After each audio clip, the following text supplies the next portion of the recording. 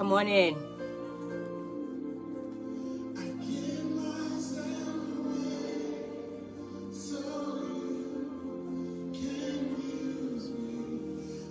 Hi, Marie. As you're coming in, say hello. We're not going to be long tonight at all.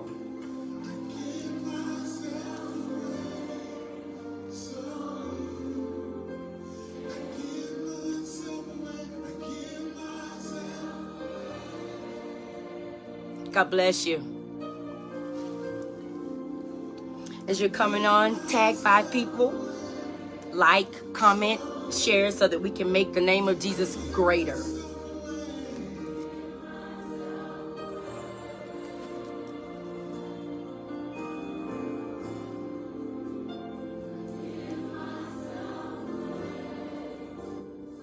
So I'm so happy that you all have tuned in tonight.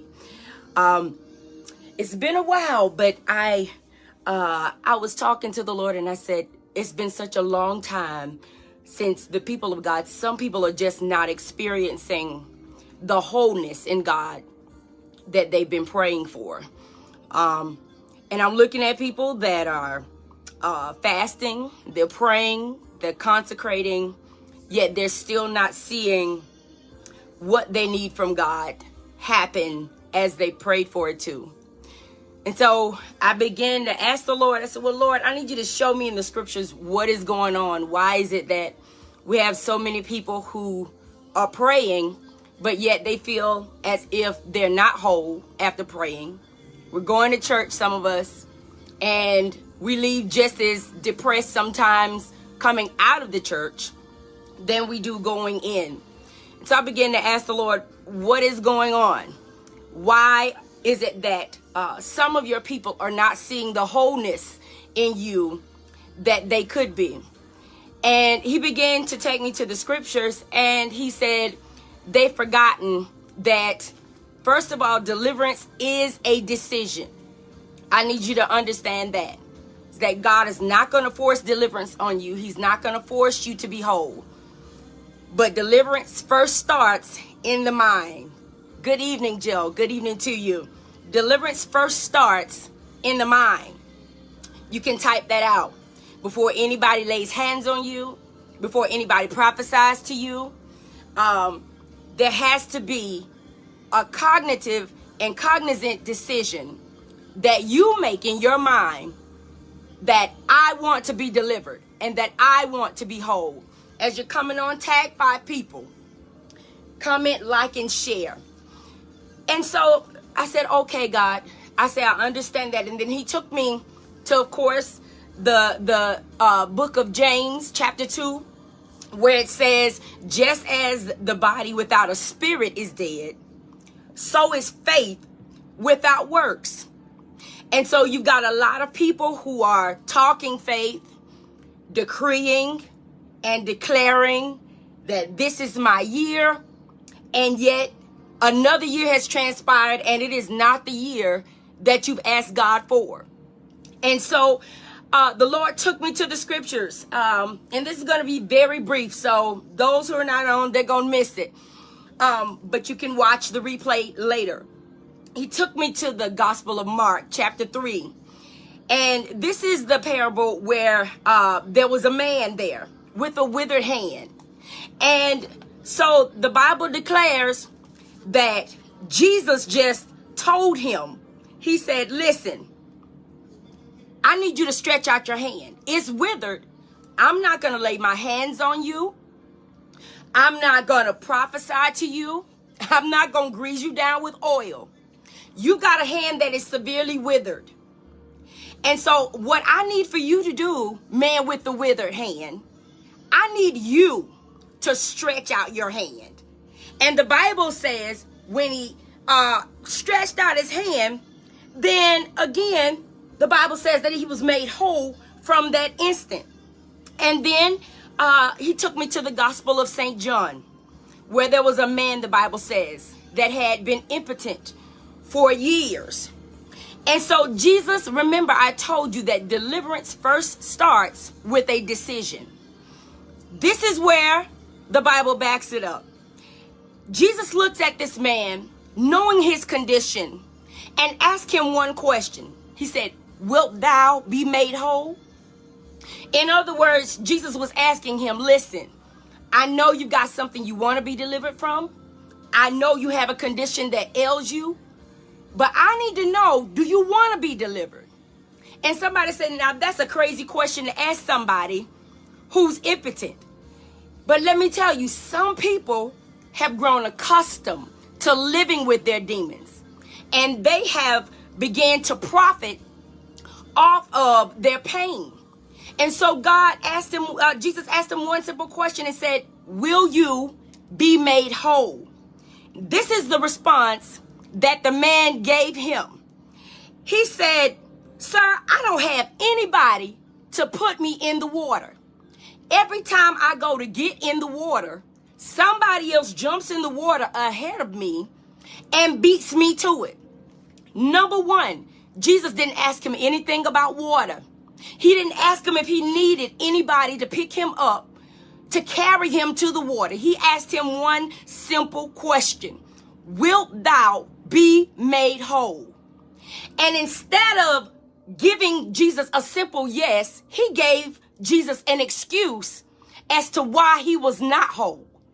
Could it be that the reason some of us are not whole in God is because we're still offering God excuses as to why we cannot be effective in the kingdom? Why is it that we can't walk on the water, Peter?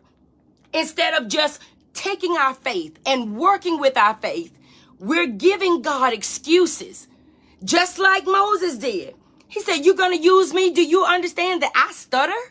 And God was like, of course I know that you stutter, but I'm going to take your mouth, that mouth that stutters, and I'm going to use it to go to the very same people that you grew up with and tell them to release my people. And so again, he gave him an excuse. But if you notice, Jesus did not respond to his pity. I need somebody to type that. God is not going to respond to your pity. I know sometimes we can go through things so much and we can cry and we can be in this pitiful state and ask God, do you not see me suffering this? Oh, woe is me. Look what I'm going through. Look at everybody that's turned their backs on me. Jesus never responded to the man's pity. He didn't respond to the man's excuse.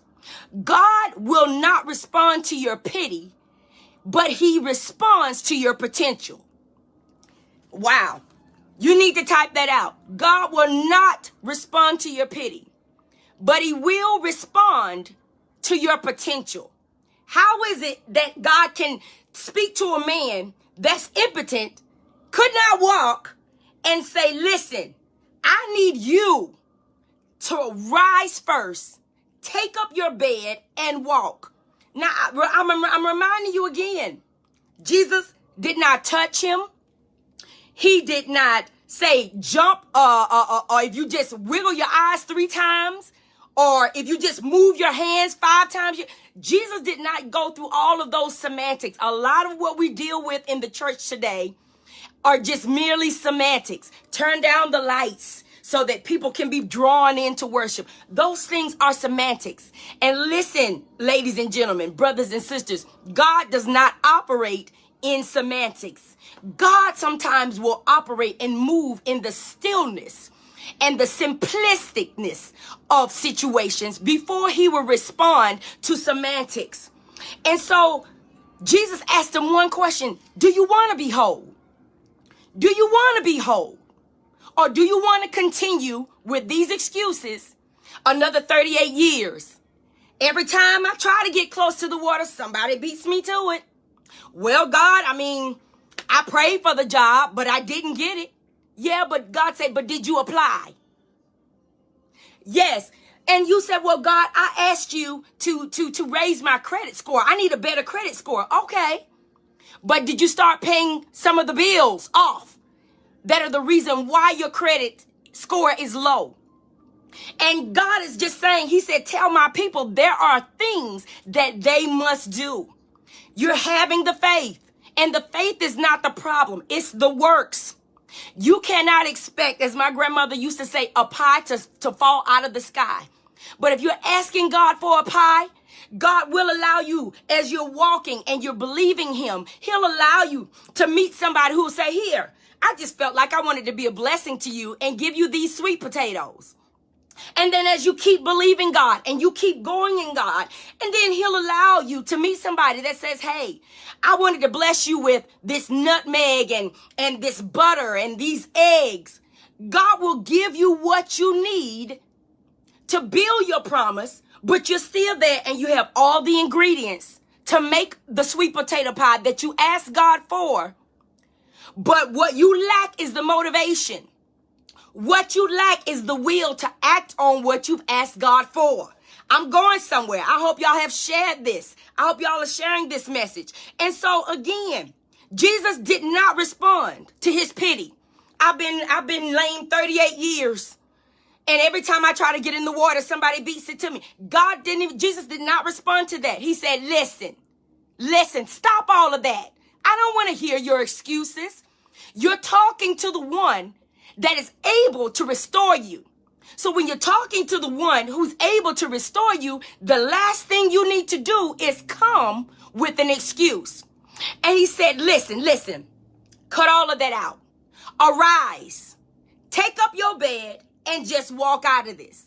God is saying the reason some of you all are still in these cycles is because you refuse to arise and take up your own bed and walk. God said, I've already opened the door for you to come out of this thing, but you are sitting in the chair waiting for me to come pick you up and carry you out of this when I've given you. And Jesus said, wait a minute. He said, wait. He said to the man with the withered hand, he said, listen, he said, I need you to come to me. And people were looking like, why would he tell a man with a withered hand to come to him? Because Jesus understood that the problem was with his hand, not with his feet. And he said, you've got to use what you got to get what you want. You're not lame. You can walk. It's just that your hand is impaired. So I need you to do the part that you can do. You do the natural and I'll do the super. And this is how you get supernatural. And he said, yes, I know your hand is impaired, but Jesus said, come to me. And the man used the faculties that were working. And he made it to Jesus. How often are we not using what we do have in order to come out of these things? How many times are we not using what we can to come out? And we're sitting waiting on God to orchestrate this great, grandiose, divine plan of escape when he's simply saying, listen, you have two legs that you can use. Come to me. And when you come to me, I'm going to speak the word and tell you to stretch out the thing that was withered. And I'm going to tell you to stretch it out because you still have bones in your hands. I know what I put inside of you. And again, Jesus was not speaking to the man's pity. He didn't speak to the pitiful situation of the man with the withered hand. He didn't speak to the pitifulness and the excuses of the man who was lame by the pool of Bethesda. Instead, he said, listen, I need you to understand that even though your hand is crippled, there's still bones in there that I can speak to, and those bones can be made straight. You've got to do the parts that you can do. And so this is the common point for tonight. I'm almost done. Number one is you have to use what you have. Come on, man, with the withered hand. Your hand is impaired, but there's nothing wrong with your feet. And Jesus said, come to me. He said, I'm not coming to you. I'm not going to come to you. I'm not laying hands on you. You come to me. And when you use what you have to come to me, I'm going to speak to the bones that are not crushed. And I'm going to command them to stretch. But as I'm speaking the word, I need you to act on what I've said. Wow. Wow, y'all. How often does God give us a word, but we miss it, and we miss seasons because we're not acting on what God has told us to act on? I don't know who I'm talking to tonight. You wanted that business, but you didn't go and you didn't learn about how to run a business. And so you're sitting there 5 years down the road and you're upset at God because you don't have the business. But did you find a mentor? Did you find somebody who has their business, their own business already, and say, let me sit down at your feet and learn? Can you teach me how to run a business? And God said, I've sent people in your direction. I've spoken the word. I'm not going to take your hand and stretch it out for you. You have got to have the will. You've got to want this thing. Number 2, do you want it bad enough? Do you want to be whole bad enough until you will step out on faith, Peter? Do you really want to walk on this water, or are you just talking? Because if you just talking, stay in the boat.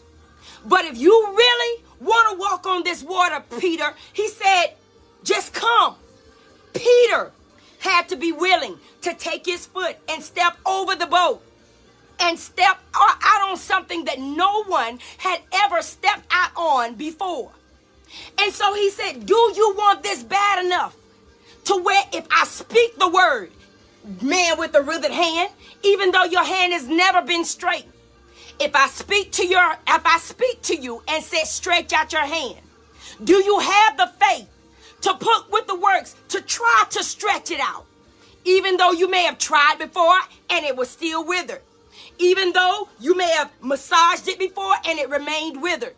When I speak the word to you, do you have the faith enough to work with what I've spoken to you, to act upon what I promised you? And he said, stretch out your hand. The man had to use his own potential, his own energy to stretch out his hand.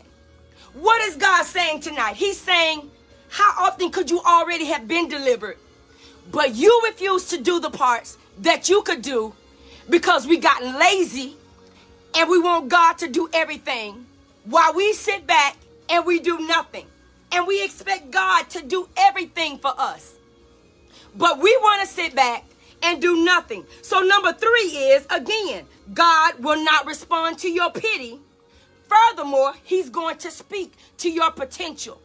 Anytime God gives you a promise, he's not talking to where you are now. He's speaking to the you that you shall be. He's speaking to who he knows you can be. When he says that you're going to be a millionaire, he's speaking to the you that he knows has the capacity to get out there and work what he has given you and then see the promises come to pass. But no, you think that I'm just going to keep playing the lottery. I'm not saying it can't come like that. But you get mad when it doesn't come in the form that you think it should come in. And God is saying, are you doing your part? Are you working with the promises? I can't just say something and you not do it. Again, James chapter 2 tells us that faith without works is just like me sitting here. And if my spirit left my body would be dead, not able to do anything. The Bible even declares that it's the spirit of a man that sustaineth him. So I'm asking you tonight, is your spirit willing to work with what God has promised you? Could you be stuck in that circle because it's not that God hasn't given you a promise, and it's not that God is not faithful to perform his word, but could it be that you are not using your spirit to move in the season, to move in the timing of God? The man was waiting on the troubling of the water, and he didn't know that he was already talking to the living waters. Somebody, y'all to catch that right there. He was talking to the living water, yet waiting on somebody to dump him in the water. Jesus said, no, I'm not coming to do that. He said, you're talking to the one that can heal you. I need you to get up. And I need you to pick up the thing that used to carry you, and I need you to start carrying it. God is telling us now to get up off of the seat of do nothing. Get up and stop depending on the things that carried you to this point. And get up and carry the thing that's been carrying you. Could it be that you're waiting on God when essentially God is waiting on you? And I find out one thing, Tamika, I found out this one thing is that we're believing God for things that we refuse to act upon. We ask God for all of these things. We ask God, God, I need a new house. Are you keeping your current apartment clean? Come on, somebody. You know I'm telling the truth. God, I want a 6-figure salary job. Okay, well, are you being a good steward over the job that's paying you $9.95? Are you showing up to work on time? Are you working as unto the Lord? Because when you get a 6-figure salary job, it's going to come with more requirements, more responsibilities. And if you can't be faithful over the few things that I have given you, then why are you getting mad when I've not yet made you ruler over many things? See, God speaks to your capacity, and he speaks and works with your willingness. Somebody needs to type that. God speaks to your capacity, but he will only work according to your willingness. Will you be made whole? Do you want this thing bad enough to come out of this thing? Do you want this thing to where you'll believe God and you will go out there and you will say, God, I tried that and it didn't work, but I'm not going to stop trying. I'm going to keep trying something, and I'm going to find out which avenue you are in. And when I find out the avenue that you are in, I'm going to work that thing. That's the area that I'm going to work. Once I find all it is about tapping into the heart of God. And God will show you the way to go. But what is he going to tell somebody to go that way to somebody that refuses to move? Some of you are stuck in the same situation, and it's not because God doesn't love you. It's not because God doesn't see your tears, and it is not because God doesn't want to bring you out, and that it's not because God is taking pleasure that you are going through these things. The problem is that you simply refuse to move. You've got to move. Something. You've got to move. If you notice in both of these scriptures that I gave you, Jesus had them to move. They had to do something. They had to move first. And their miracle came within their movement. Wow. Your miracle will come when you start moving towards what God has spoken over your life. This is when you will see the miracles. When you start making the movements. When you make the proper adjustments. Some of these adjustments are going to cost you people. Some of these adjustments is going to cost you a lifestyle change. You're saying, God, I want this. I want that. I want to be healthy. Okay, can you put those hog mogs down? Ma'am, can you put down that whole entire plate of chitterlings? Okay, can you put that down? God, I want to lose weight. Okay, baby, you got to stop eating potato chips at 12:30 and 1 o'clock in the morning. But followed by a 20-ounce Pepsi. You have got, God is saying, I don't mind working with it, but you're not moving towards me. God Almighty. You're not moving towards the promise. You're not moving on what you've asked me to do, but you want to blame me when you don't see what you prayed for. Listen, God will show you the promise. But sometimes what he will leave out is the process. God will sometimes leave out the process of how you're going to get to the promise, because if he tells you that you know, you're going to lose some friends, or you might lose some loved ones, or you're going to have to sometimes go without, we will turn back on God then, because we're going to be like, I don't want to go through that. I don't want to deal with that. It's not worth it. But God knows that at the end of this thing, the promise is going to be so great that it's going to cause you to forget the pain of the process. Y'all just said something. The promise, when you get it, will cause you to forget the pain and the struggle of the process.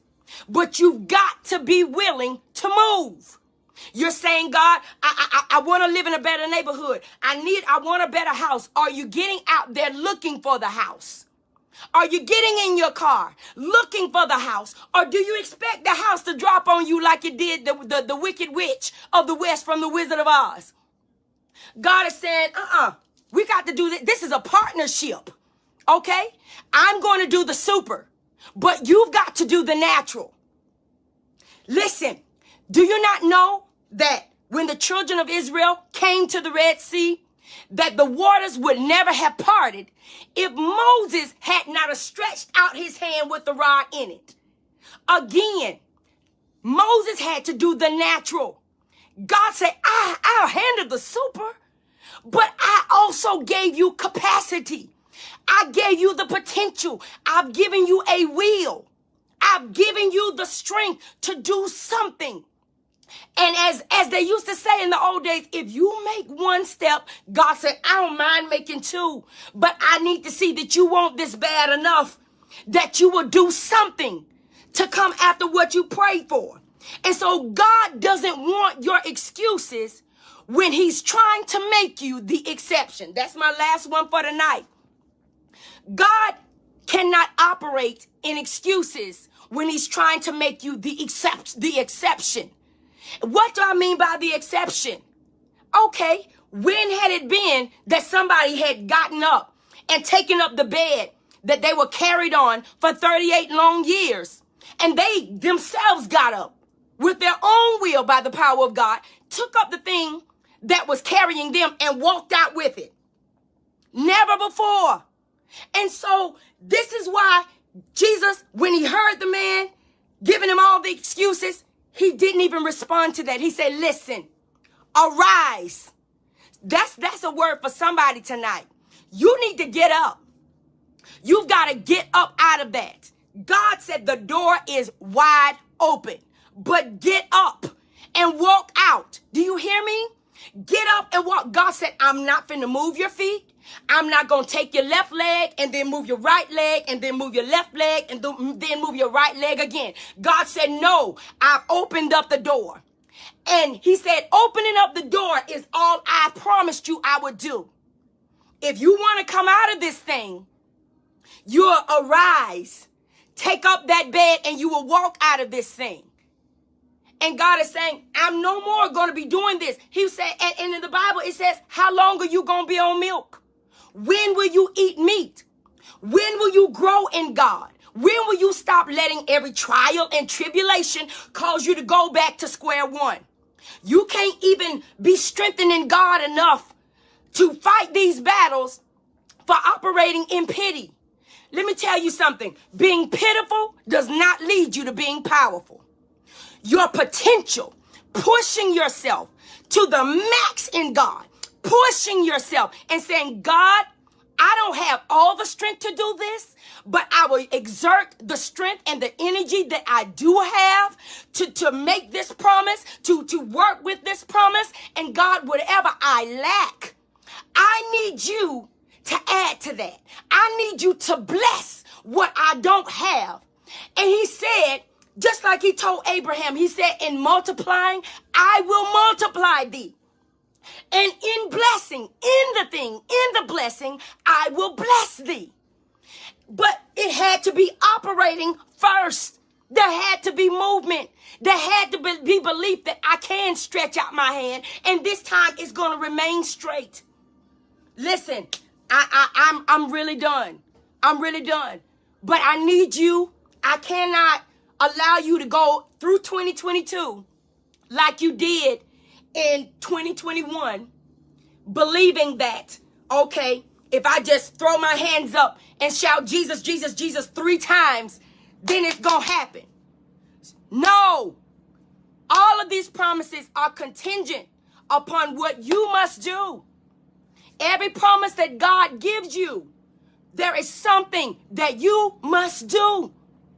This is why faith without works leads you to repeating these same cycles. And if you are tired of repeating generational curses, these same cycles, running up against brick walls, you need to examine yourself and you need to ask God, God, is there an area in my life that I am not working to my full potential. The enemy comes to bring that spirit of procrastination on you. Yes, he'll have you procrastinating. I'll do it tomorrow. God said, get up and start writing tonight. And you said, yeah, I know what he gave me, because God gave you the idea at nighttime. And he said, get up and start writing tonight. You said, okay, I remember that. And I'll just get up and I'll do it in the morning. What happens when you wake up? It's no longer there. You may not even remember what God gave you. And then you have missed a moment. You have missed an opportunity to carpe diem, seize the moment. Your prosperity, you play a part in your own prosperity. I'm going to say that again. You must play a part in your own prosperity. You must play a part in your deliverance. The woman with the issue of blood, she didn't just stand there and say, you know, I'm pretty sure Jesus sees me bleeding all over the place, so I'm going to just stand here and he's going to come to me and then I'll be healed. She said, listen, I can't, if I do this and I just stand here waiting for Jesus to come to me, I'll die bleeding. And that's what is going to happen to some of you if you don't recognize that you've got to move towards Jesus. You will die bleeding. What do I mean? You will die still wanting from God things that you could have already had, but because you did not do the part that you could do to get to Jesus. Just like he told Peter. He was already walking on the water. He said, come. Jesus was there and he said, Peter, you come to me. He didn't go and get Peter and say, let me hold your hand. I know you've never walked on water before, and so I know this is going to be scary. He said, I need you to know that if I'm on the water and you know who I am, then if I tell you to walk on the water, I've already made it safe. I've already made it where you will not drown in this. But you have still got to take your own foot and put it over the boat. Somebody say, I got to do the natural, and then God will do the super. God will do the super, but you got to do the natural. I hope y'all done tag somebody in this and share this. But listen, this is why you're not seeing what you have prayed for. Because you're just praying, but you're not actively working towards the progression. We serve a progressional God that moves within time. And the reason some of you all have missed blessings is because you are operating out of the timing of God. God said, I need you to get up and do this now. React on it 20 minutes later. And by the time that 20 minutes has expired, you have missed your moment. You've missed a season to be productive.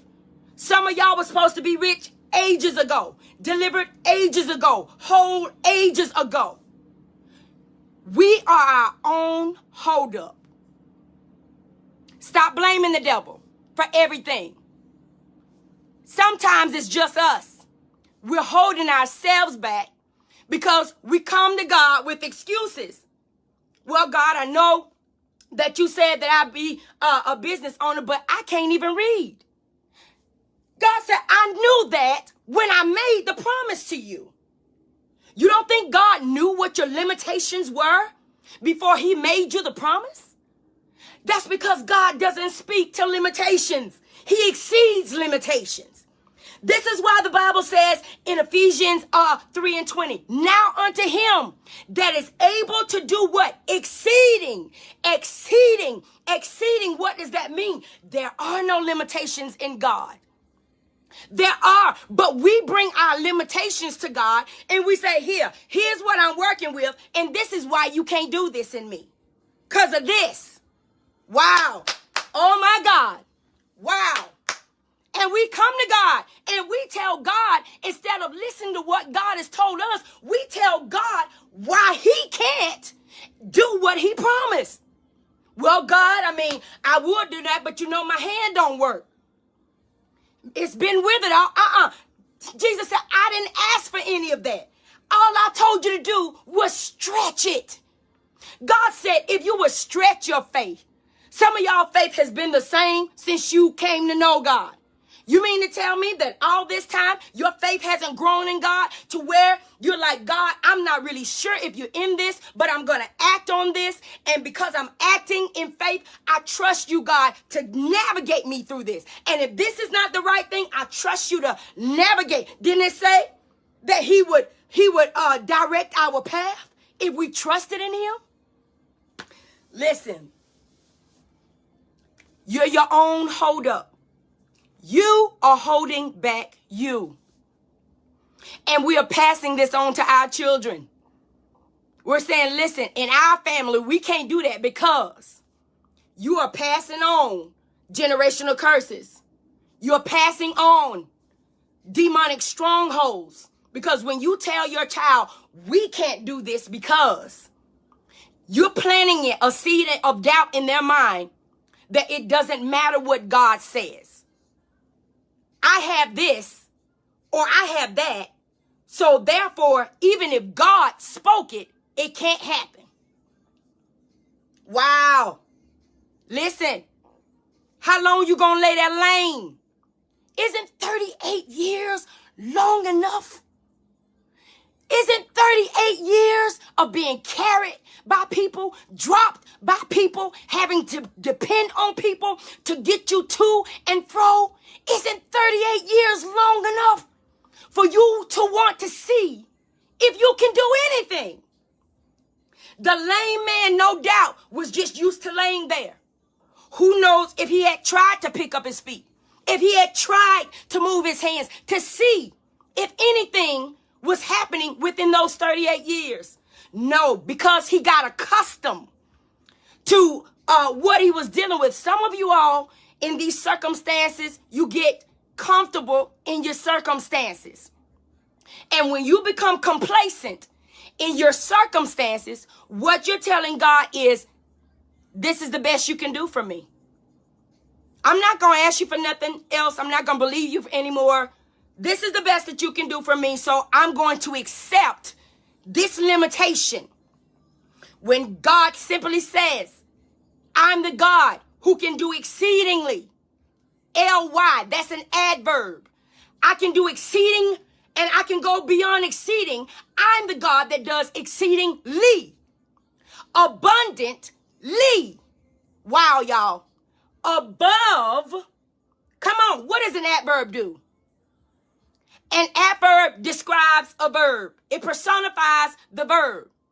What is the verb when he says exceeding? Exceeding is the verb. But God's saying, you're used to exceeding, but I'm trying to give you exceedingly. Woo, God Almighty. Y'all. He said, you're used to abundant, but I'm trying to show you that I am the God of abundantly. I'm the God of exceedingly, abundantly, above all you can ask or think. Now watch this. This is what's going to sum up this whole narrative tonight. According to the power that worketh in us. Y'all, did y'all catch that? Did y'all catch that?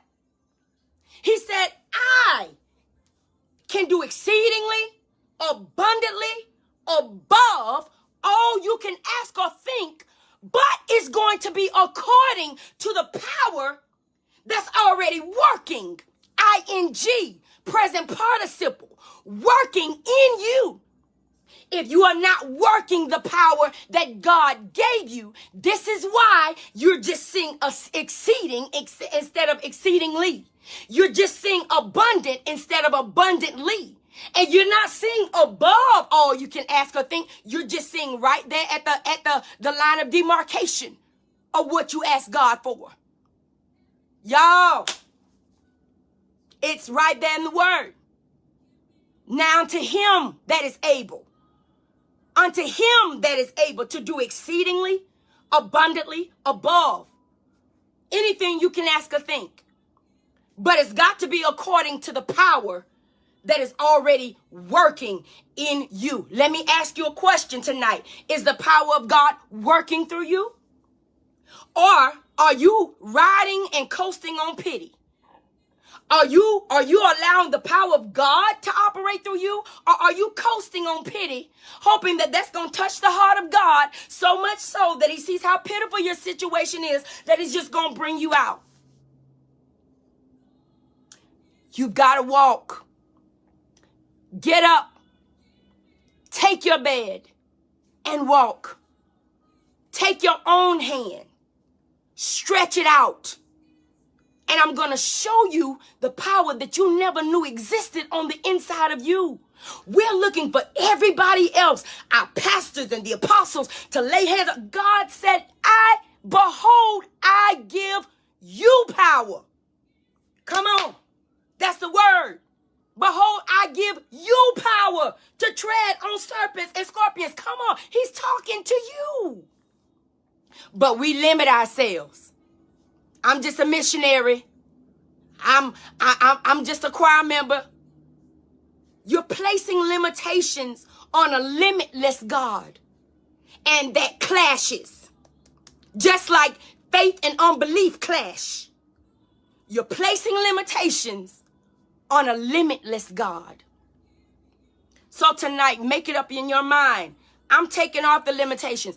How do you know what you can or cannot do until you first try? If the man by the pool of Bethesda wouldn't have tried to arise when Jesus commanded him to, we would still be reading about the man who was lame that came by the pool of Bethesda every year, and he would still be lame until his death. The man with the withered hand would still have that hand impairment if he had not tried to just stretch it out. And it could have been stiff. It might have been a little pain. But because he wanted it bad enough, the pain didn't stop him. The discomfort, that he experienced by stretching it out did not stop him from getting the promise. And we get to the point where if we're discomforted or we feel any kind of pain, we don't even want to try no more. We're like, no, that ain't the will of God. How do you know that? How do you know that God is not working through that discomfort to get you deliverance? Do you think every day is just going to be Sunday? Howdy, and never goodbye? Baby, that's in heaven. That's not right here. Down here, you got to work for it. Listen, I'm praying for you that spirit of procrastination will be broken off of you this year. And that you will be able to reach your full potential in God. If you believe that, do me a favor and put all those hearts on there if you believing that. This year, I'm gonna maximize my full potential in God. Let me see those hearts of those of you who are saying, God, this year, I'm gonna use what I got to get what I want. I'm gonna use the potential, the power that worketh in me, so that I can just not have exceeding, but I can have exceedingly. Not just so that I can have abundant, but I can have abundantly. Come on, somebody. And I'm trying to tell you, God is saying right now, when you get up and you do what you can do, God said, I'm ready to amaze you. I'm ready to blow your mind with what I'm going to do, what I have prepared for you on the other side of through. But some of y'all so afraid to go through. That's why you're stuck. Listen, I hope this has been a blessing to you tonight. The seed that you're going to sow tonight, share this message. If you're on here tonight and this has blessed you, share this message. Share it in places where people don't talk about God. Because listen, there's somebody that needs to know that you can't just sit and wait on God to do everything. There's parts and that you must do. And we've got to play a role in this. You play a role in your deliverance. You are the major part of it.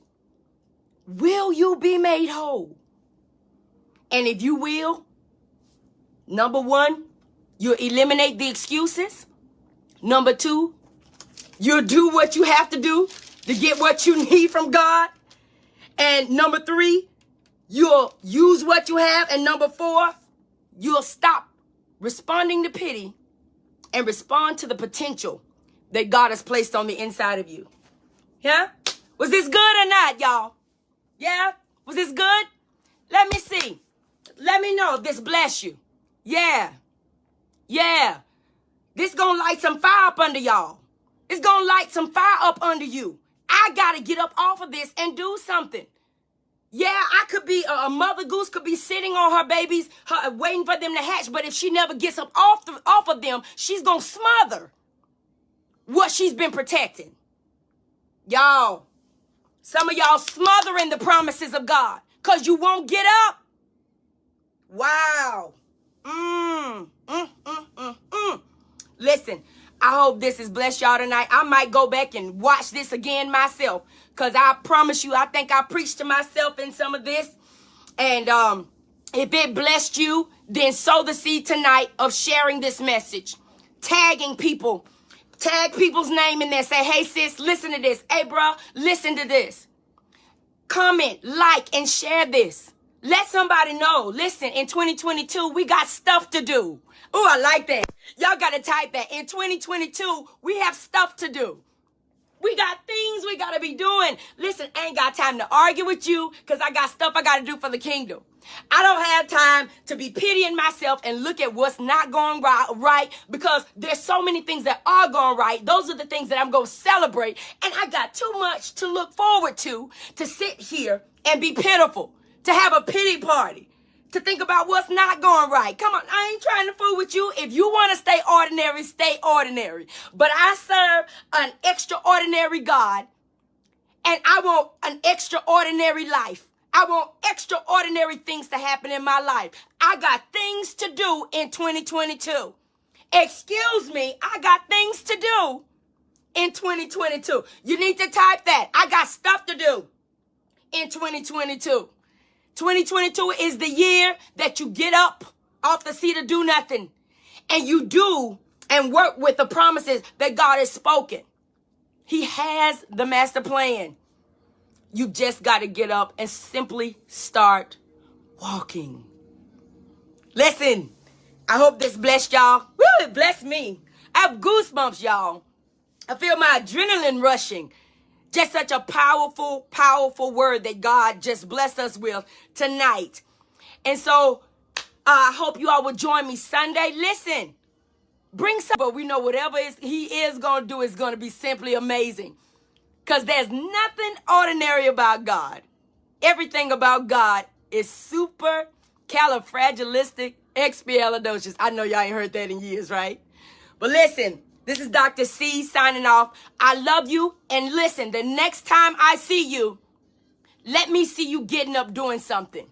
Working with the promises of God. I love you all. God bless you.